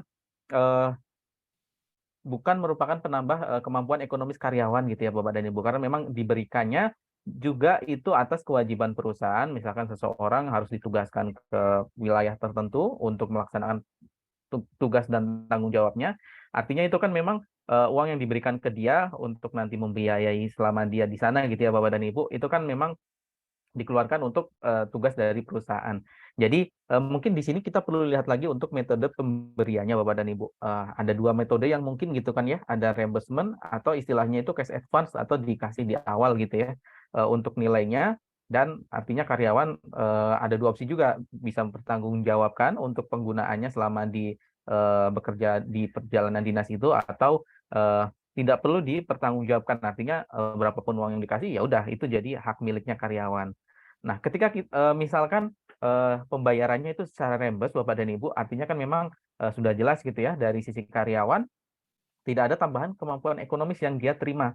Karena memang biaya yang dikeluarkan untuk misalkan tadi ya hotel, kemudian kendaraan misalkan gitu, itu memang dikeluarkan untuk tanggung jawab dia ketika ditugaskan ke daerah tertentu seperti itu. Tapi yang perlu diperhatikan adalah untuk biaya makan Bapak dan Ibu. Karena memang untuk biaya makan di dalam PMK 66 sendiri itu kan memang sudah dijelaskan secara spesifik gitu ya, bahwa biaya makan itu ada batasan tertentunya, yaitu sebesar 2 juta, dan itu juga ada syaratnya adalah diberikan ke seluruh karyawan gitu ya Bapak dan Ibu. Jadi artinya kalau misalkan ketika diberikannya hanya untuk karyawan yang melakukan perjalanan dinas, nah ini perlu diperlihatkan artinya di situ syarat yang diberikan ke seluruh pegawai tidak terpenuhi gitu ya Bapak dan Ibu. Jadi itu masuk tuh sebagai objek pajak karena tadi syarat pertamanya diberikan ke seluruh pegawai itu tidak terpenuhi. Nah, kalau misalkan seluruh pegawai dapat nih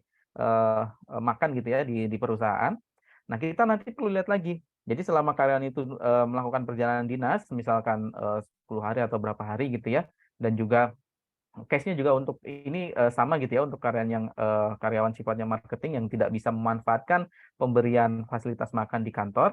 Nah, itu ada batasannya, yaitu maksimal sebulan itu adalah 2 juta rupiah atau batasan tertinggi untuk karyawan yang diberikan makan di kantor. Jadi kalau misalkan makan di kantornya itu 3 juta, artinya batasan 2 juta itu tidak digunakan, tapi menggunakan batasan tertinggi tadi yang 3 juta.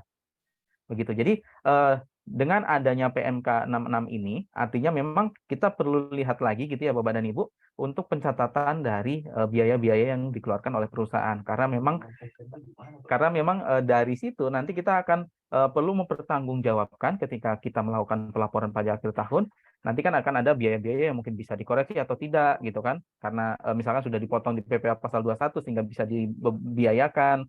Nah, itu yang perlu diperdetail lagi artinya untuk pencatatannya agar jangan sampai nanti di akhir tahun ketika memang ada biaya-biaya yang sebenarnya itu bisa dijadikan sebagai beban gitu ya di PPh badannya, itu jadi susah untuk dilakukan pembebanan di PPh badan karena jurnalnya katakanlah masih digabung menjadi satu.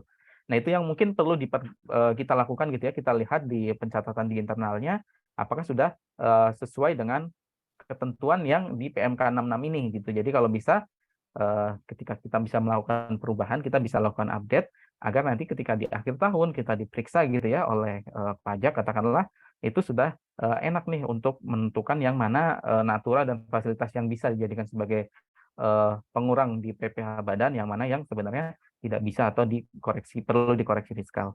Begitu Bapak dan Ibu. Baik, terima kasih Mas Arman atas penjelasannya. Ya, Bapak dan Ibu, semoga bisa menjawab pertanyaan dari Bapak dan Ibu.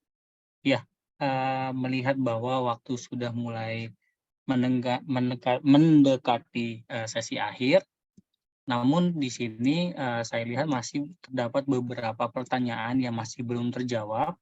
Sebelumnya kami mohon maaf bahwa pertanyaan belum kami kupas tuntas bersama, namun apabila Bapak dan Ibu masih memiliki pertanyaan atau masih ada yang bingung, lalu kemudian masih butuh jawaban dari kami dengan senang hati akan membuka one-on-one session yang waktunya dapat kita sepakati bersama.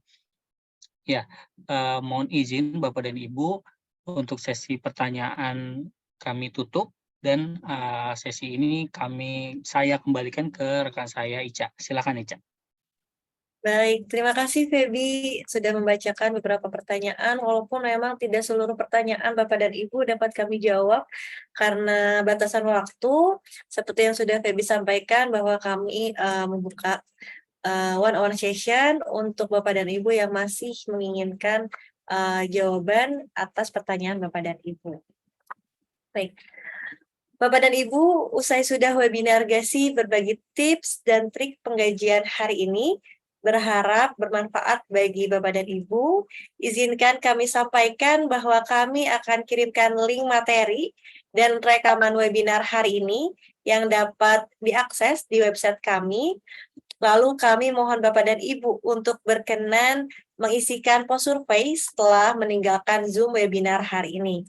Terutama untuk kami lalu jadi paham bagaimana kami bisa selenggarakan webinar yang lebih baik, karena memang kami berencana jalankan webinar GASI berbagi pengetahuan penggajian secara berkala.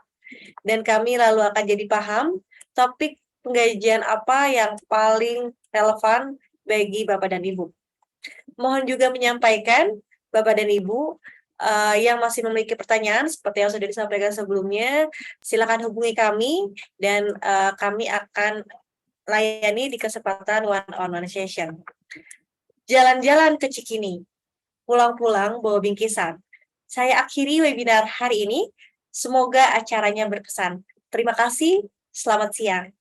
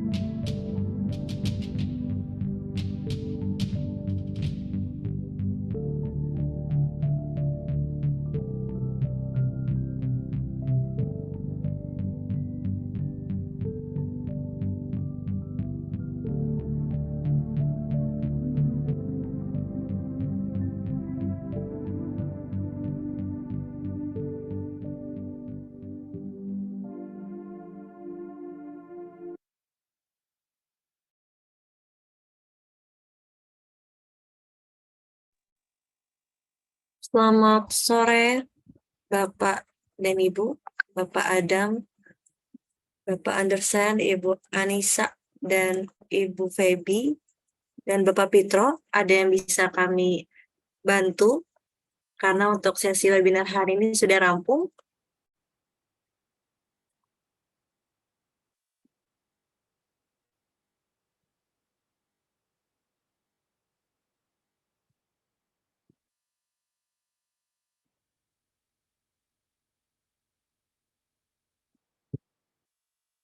Jika masih terdapat pertanyaan, boleh dapat memberikan chat di chat Zoom kami atau memberikan raise hand, Bapak dan Ibu.